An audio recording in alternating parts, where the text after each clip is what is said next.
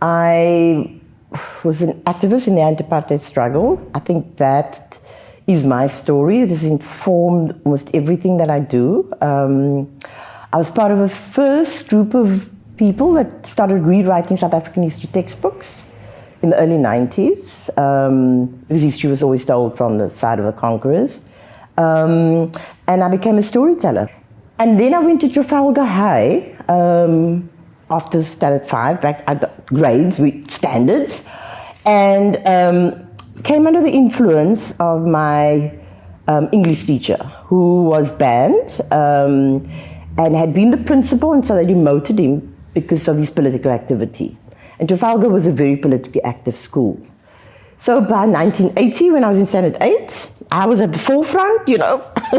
We never used to toy to it back then. We used to sing those American slave freedom songs, "We Shall Overcome," and, you know, all of that stuff. And that was kind of so I would say probably from the age of 13, I became very aware that something was wrong.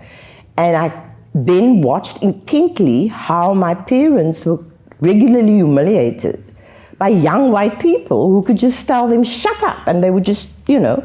And I was like, no, never, not going to happen to me, you know.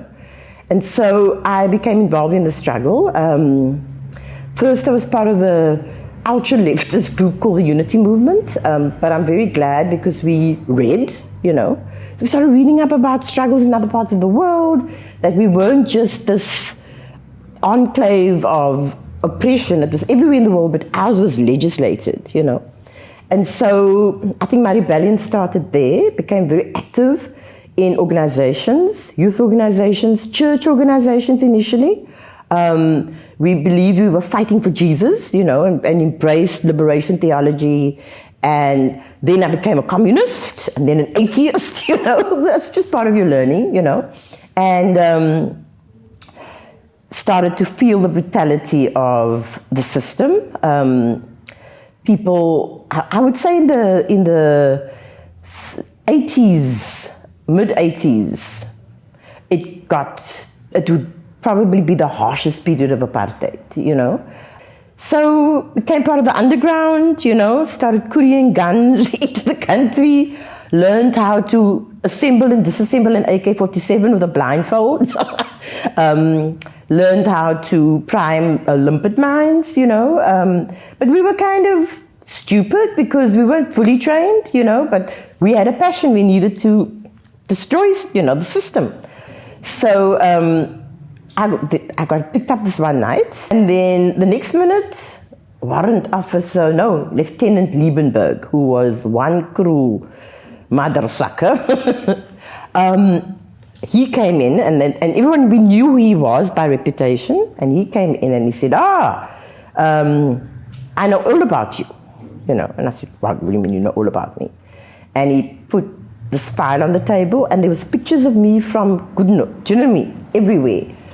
The different demonstrations and stuff. They could tell me information that started to make me very worried, because when we were operating in cells, we were like 3 people to keep it as small as possible, and most of the time you didn't want to know someone else's business, because if you got arrested and got tortured, you couldn't give up information, you know.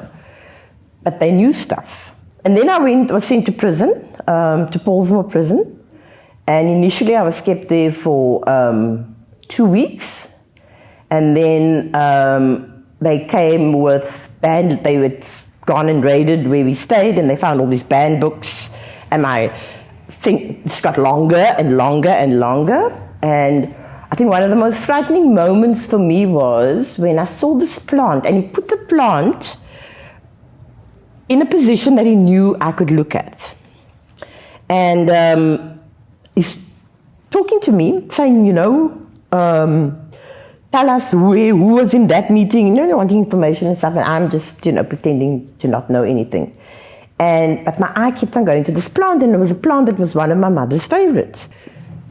And he said to me, what are you looking at the plant? You're admiring the plant. I'm like, my mom has a plant like that. He said, no, this is your mom's plant. And I said, what do you mean? And he said to me, I went to visit your mother. And I liked the plant, so I promised. So she asked me, she said she'd give me the plant if I promised that I'd look after you. So you better tell me what I want to know, because now I know where your mother lives, and I'm going to go and make your mother's life hell, you know? And that fear that you have, that because you know you're okay and you can cope with what they're doing with you inside, but what are they doing? I'm like, why? I haven't lived with my parents for years. I mean, they don't even know what I'm doing. You know, you should read, you know, you must watch it, you know. And so they would use, so I made that decision then already. I'm never going to get married. I'm never going to have children, because they would use that against you to get information from you by using your family, you know, as a threat. So we started to get to know the Arch. We used to call him the Arch, because I always realized until what was it called? The Polsmoor March in '85. Before that, we used to walk behind Boesak and Tutu, because we know the cops wouldn't be that brutal, because they are the clergy, you know. And we'd often hear Tutu, them sort of saying, you know, do you think they're going to attack us, you know, whatever. But after '85, they didn't care if the clergy, they hit nuns, they hit priests, they just didn't care, you know. And I was with him in 1989 on that Purple Rain March, where he coined the term Rainbow Nation for the first time. And I remember this mellow yellow helicopter was hovering lower and lower over us, you know, and we knew they were filming us from the air. And Tutu looked up and he said, Mr. de Klerk, Mr. de Klerk, we are the Rainbow People. And that name just stuck, you know, that, because that was a march where a lot of white Cape Townians came out in support of the anti-apartheid struggle, you know.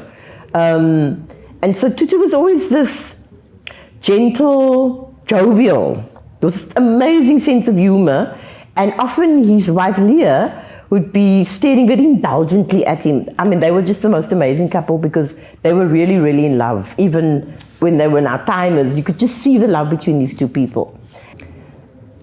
Then on the 11th of February, two weeks later, so a week later, he got released. I'm a marshal on the day of his release as well. It was just one of the craziest periods. And then we realized that all of a sudden we were like, we're free, you know. The ANC's been unbanned. And then the talks about talk started and all of that stuff. And in that time, I then started working as an investigative journalist and went to Johannesburg and joined Vrye Weekblad, which is an anti-apartheid Afrikaans sort of newspaper. They exposed Vlakplaas and all the death squads and stuff. We won the hit list of the CCB. They bombed our offices. So I was working as a journalist during the transition from apartheid to democracy, you know. So kind of right there at that interface, which was a very exciting time. I remember I then started working at the South African Broadcasting Corporation as a current affairs journalist. We actually started the Truth and Reconciliation Special Report, so we were covering the TRC hearings. That is when I realized that I was quite traumatized, and we had never had the luxury of going for therapy. We were traveling from city to city, and my hotel room was often the edit suite. So we would have to transcribe all the testimonies that we heard during the day in my room at night, when I ended up having to do this. And it was traumatic, because you're now alone, and I just remember I used to just cry. You know, I was just crying. And then I realized that because I'd been tortured, I'd never dealt with it, I never spoke about it, you know, because you were tough, you know. And I started I started bringing it home. I was starting to be very distant. My relationship started to wobble. I was just not being nice to people anymore, because I was like this all the time. And then I realized I needed to go to therapy. I think I ended up 7 years in therapy.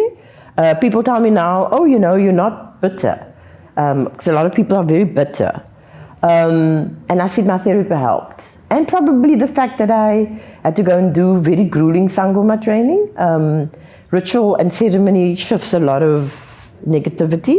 But if I didn't go for those 7 years of therapy, I don't think I would be the person that I am now sitting here. And I had to, in fact, during the TRC, and that's when I got to know Tutu quite well, because he was, heading up the TRC.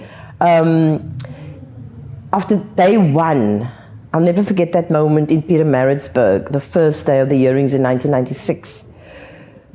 We all broke down and cried. Tutu sat on the podium, and he just broke down and sobbed, and everybody joined in. We were so broken because that day was the first time ordinary black people had the opportunity to tell the world what had been done to them, And some of those stories, I can still hear them, of people being broken, Cruelty that you can't even explain it to this generation of what we lived through, And Ankie Kroch, who was one of the journalists at the time as well, she was working for radio, she said, because we had spoken about it earlier, Archbishop, we need to get a therapist. We need debriefing every day after these hearings.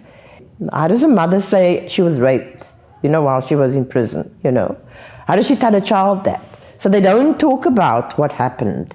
Like the Afrikaners never spoke about the concentration camps during the Anglo-Boer War, and they took their frustrations and hatred out on black people. What does that say about us as a people? We are deeply, deeply traumatized. And you can tell us in many ways, you can't be blaming apartheid. We're not blaming it, but we're saying that we haven't dealt with it in any way, really, in a deeply sort of honest way, where people can. I think there are initiatives. I mean, Father Michael Lapsley ran the Center for what? Memory, Healing and Memory, right?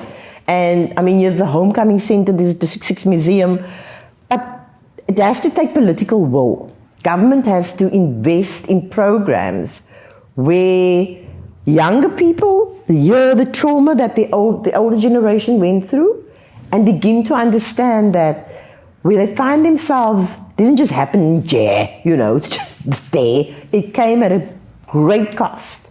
It cost a lot of people's lives. People sacrificed so much for this country. And if we really love this country, we need to take care of its citizens, and we're not doing that.